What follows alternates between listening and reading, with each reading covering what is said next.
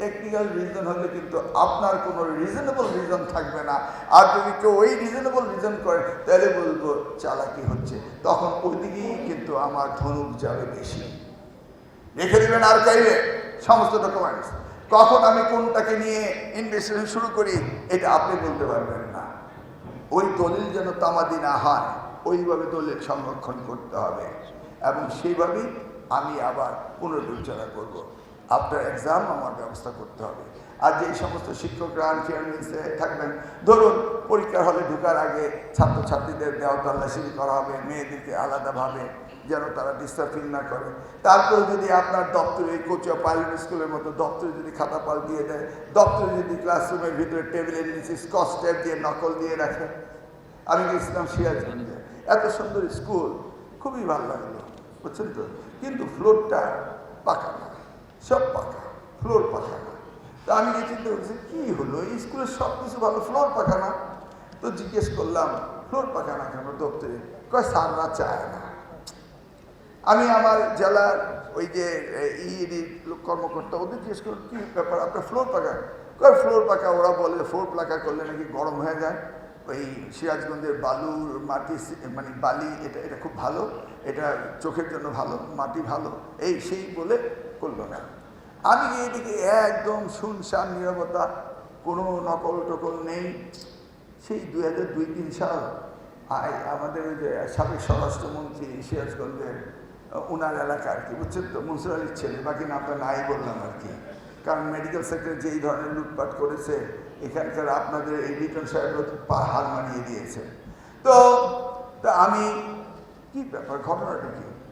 সবাই শুনশান নীরবতা, চুপচাপ, বাথরুম টাথরুম সব কি। হঠাৎ করে দেখি যে একজন একটু পাটা এখান থেকে নিয়ে আরেকখানে রাখলো। তো এই পাটা একটু বাম দিকে সরিয়ে রাখলো কেন? আমি এই পাটা সরাতো, গিয়ে দেখি বালির ভিতরে নকল। মানে রিয়েল আর্ট, বুঝছেন না? এই যে বালির ভিতরে নকল, এইটা কিন্তু আমাকে কেউ বলবে না। তার মানে এগুলো সংঘবদ্ধ চক্রের নকল। এই 1980 সালের একটা যে আইন পাল্টাচ্ছি, সেখানে সংঘবদ্ধ চক্র যদি কোথাও নকলের সহযোগিতা করে তাদেরকেও আইনের আওতা আনতে হবে, বুঝতে পারছেন? তো এখন বাথরুমে যদি নকল থাকে আমরা কাকে ধরবো? কারণ সচিবকে ধরবো? আমাদের শিক্ষার্থীরা তো করেনি। সার্টেন 2-1 জনের জন্য সকলেই দোষী সাব্যস্ত, এটা না। তাহলে সকলের দোষী সাব্যস্ত করার দরকার নেই, একজনকে করে দিই, কেন সচিব নাকি? কি রাগ করলেন? একজনকে তো জবাবদিহিতা করতে হবে, হ্যাঁ? আর আমি টোটাল এডুকেশন সিস্টেমে কোনো ডেভেলপমেন্ট না আনতে পারি, তাহলে আমাকে তো জবাবদিহিতা করতে হবে মাননীয় প্রধানমন্ত্রীর কাছে, নাকি? সব জায়গায় হেড, আপনার এখানে আপনি হেড, আমার এখানে আমি হেড, ক্লিয়ার? তো এইভাবে আমরা কিন্তু টুকিটাকি জিনিসগুলো সবই দেখবো। উই আর ওয়েল এক্সপেরিয়েন্স, আপনারা বলেছেন, কিন্তু আমাদের নিয়ত এবার 100% সব।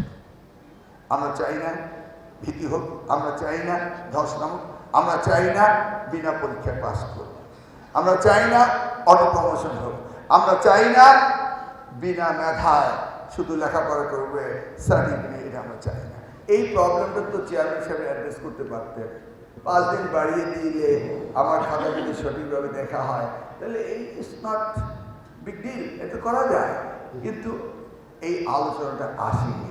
এখন আরেকটা সলিউশন থাকতে পারে, দিন বাড়াচ্ছেন কেন? তার কারণে ওনার কাছে নাম্বার অফ খাতা বেশি। তাহলে আপনি এক্সামিনার বাড়ান, নাম্বার অফ খাতা কমান।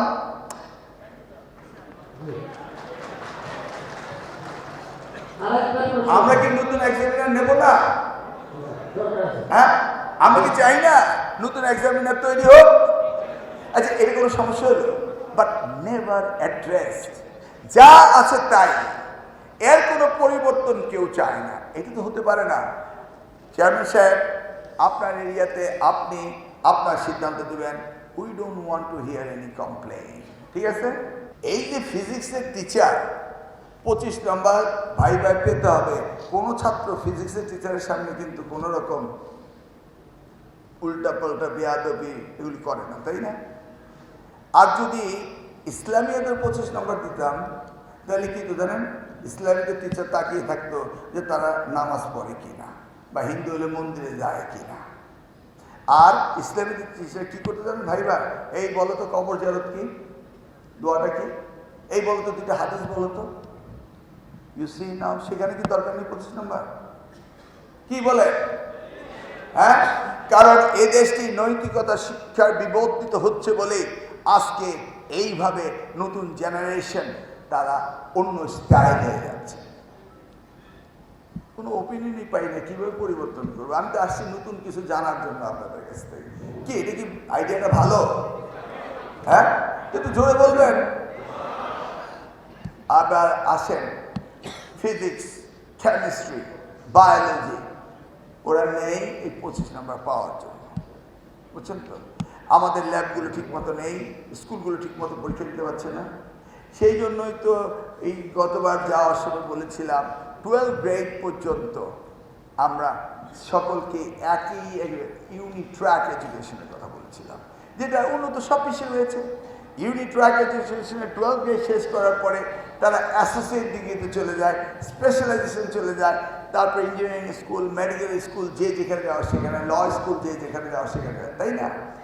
আমরা আমাদের শিক্ষা ব্যবস্থাটাকে আমাদের অরিজিনে আমাদের মধ্যেই রাখছি, আর পরিবর্তন করতে গেলেই দেখা যায় অনেকে অনেক কিছু শুনতে চান না। কিন্তু আমরা তো অকপটে ভুলে যাই যে education is a common commodity for the global village. এটা সকলের জন্য একটাই জিনিস, একইভাবে এটা প্রতিযোগিতা করতে হবে, তাই না? এনিওয়ে, সেটাও এবার অ্যাড্রেস করা হবে।